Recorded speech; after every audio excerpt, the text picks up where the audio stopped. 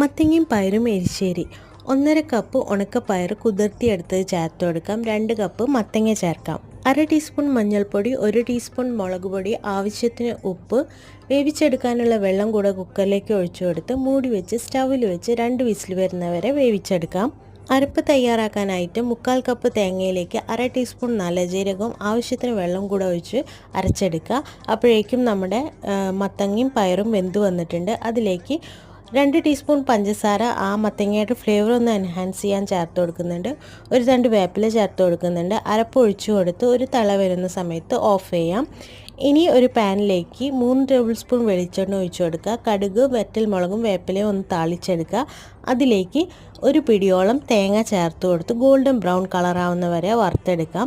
ഇനി നമ്മൾ തയ്യാറാക്കി വെച്ചിട്ടുള്ള എരിശ്ശേരിയിലേക്ക് ഈ വറുത്ത തേങ്ങ കൂടെ ചേർത്ത് കഴിഞ്ഞാൽ നമ്മുടെ മത്തങ്ങയും പയറും എരിശ്ശേരി റെഡി.